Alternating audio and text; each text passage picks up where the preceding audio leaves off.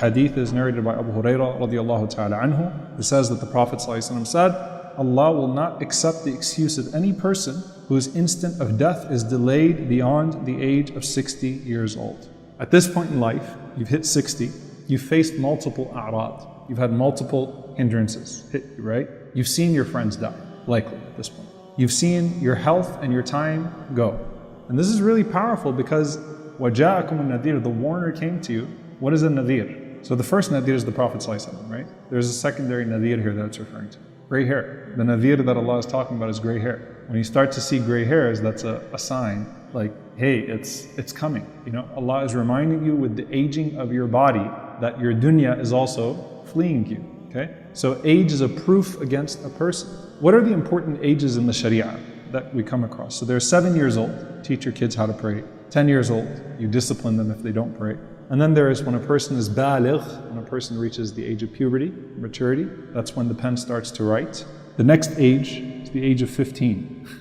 Ibn Umar radiallahu ta'ala anhuma, he narrates, I came to join the Prophet ﷺ in battle and I was 14 years old, but he didn't accept me. And then I came to him at 15 years old and he accepted me.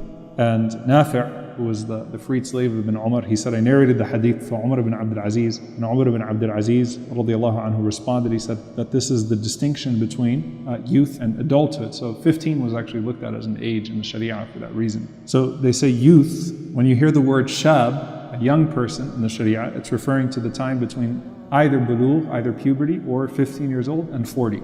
The next age, حتى إذا بلغ أشده وبلغ 40 سنة, until a person reaches their peak and then they reach 40 years old. Ashuddahu refers to the age of 33. This is the age of the people of Jannah, 33 years old. So there's 7, 10, puberty, 15, 33.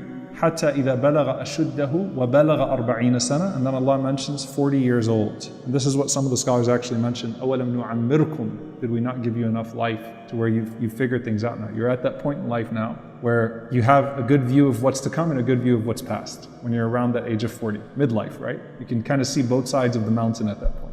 And of course, that's when they say that the Prophet ﷺ was, of course, he received revelation at the age of 40 because he was mature in every way. Timal al-quwa wal-aql, completion of intellect and strength. And Umar ibn Abdul Aziz, rahimahullah ta'ala, he says that it's not necessarily 40. Some people reach maturity at different ages, right? So some people are more mature at 37 than others at 42, so vice versa. So he gives these examples as well. But he says that generally speaking, 40 is the time of midlife. The point is that your gratitude to Allah should be at its peak, because you're at the peak of your life and you've experienced enough ni'mah that you can reflect on, and you're seeing zawal al-ni'mah, you're starting to see the decline of that ni'mah that you can also reflect on.